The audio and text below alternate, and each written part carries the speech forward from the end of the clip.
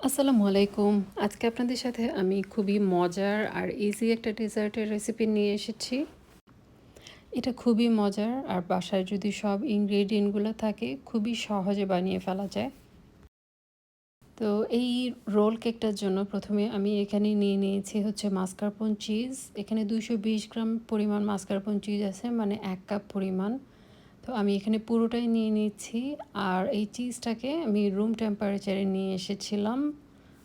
তো প্রথমে একটু বিট করে নিচ্ছি। বিট করে নিয়ে এখানে আমি অ্যাড করছি হচ্ছে 2 কাপ পরিমাণ হুইপ ক্রিম।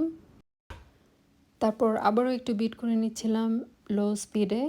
এরপর এখানে মেশাচ্ছি হচ্ছে 1/4 কাপ পরিমাণ আইসিং সুগার আর একটু ভ্যানিলা এসেন্স। এরপর এখন হাই স্পিডে বিট করে নিব যতক্ষণ পর্যন্ত না একদম শক্ত একটা ফোম হয়ে যায়। ভালোভাবে বিট করা হয়ে গেলে এখন এই হুইপ ক্রিমটাকে আমি ফ্রিজে রেখে দিব যেন টেম্পারেচারটা ঠিক থাকে।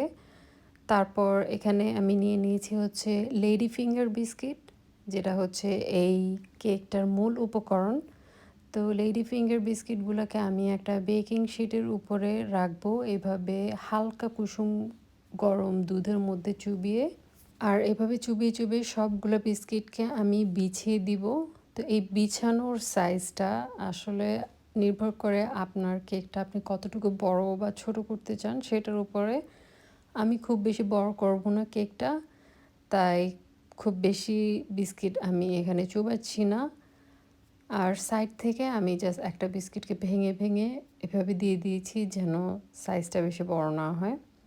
এরপর ওপর থেকে দিয়ে দিচ্ছি হচ্ছে হুইপ ক্রিমের একটা লেয়ার। এই হুইপ ক্রিমের লেয়ারটা একটু ভারী করে দিলেই ভালো, যেহেতু এই লেয়ারটার কারণেই কেকটাকে রোল করা যাবে আর বিস্কিটগুলো একসাথে লেগে থাকবে।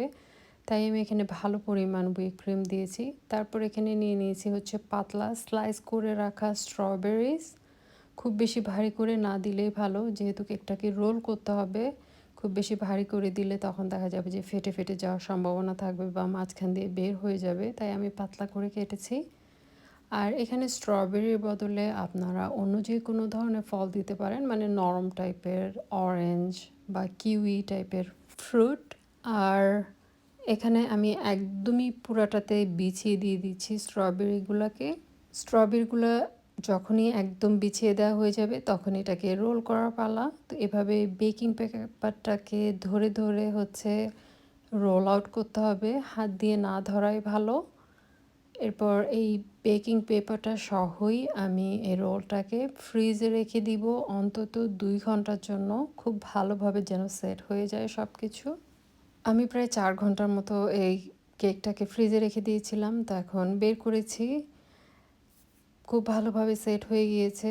এখন হচ্ছে এই বেকিং পেপারটার থেকে খুলে আমি কেকের যে সাইডের অংশগুলা ওইগুলাকে কেটে একটু সমান করে নিব।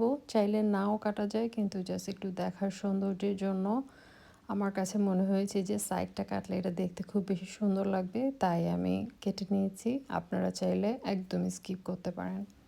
এখন কেকটাকে আমি একটা সার্ভিং ডিশে নিয়ে নিচ্ছি, যেটাতে আমি সার্ভ করব। আর উপর থেকে দিয়ে দিচ্ছি হচ্ছে বাকি যে হুইপ ক্রিমটা ছিল ওইটার লেয়ার। এই হুইপ ক্রিমের যে খুব ভালো একটা ফিনিশিং দিতে হবে তা না, আমার কাছে মনে হয়েছে যে এটা খুব ভালো ফিনিশিং ছাড়াই দেখতে সুন্দর লাগে। তো আমি যতটুকু পেরেছি স্প্যাচুলা দিয়েই করেছি। আর চারপাশটাতে খুব ভালোভাবে ঘুরিয়ে ঘুরিয়ে হুইপ ক্রিমটা লাগিয়ে দিয়েছি যেন একটা লেয়ার থাকে বাইরে। এরপর উপর থেকে জাস্ট কয়েকটা স্ট্রবেরি আর বাদাম কুচি দিয়ে আমি ডেকোরেট করে দিলাম। এই কেকটা খেতে ভীষণ মজার, খুবই লাইট ওয়েট। যারা খুব বেশি মিষ্টি পছন্দ করেন না বা ভারী কেক খেতে চান না, তারা এই রেসিপিটা ট্রাই করে দেখতে পারেন। আই হোপ আপনাদের ভালো লাগবে। তো আশা করি আমার এই রেসিপিটা আপনাদের ভালো লেগেছে। যদি ভালো লেগে থাকে লাইক, কমেন্ট আর সাবস্ক্রাইব করে আমার চ্যানেলটির পাশে থাকার অনুরোধ রইল। তো পরবর্তী কোনো একটা ভিডিও নিয়ে আপনাদের মাঝে হাজির হব। সে পর্যন্ত ভালো থাকবেন সবাই।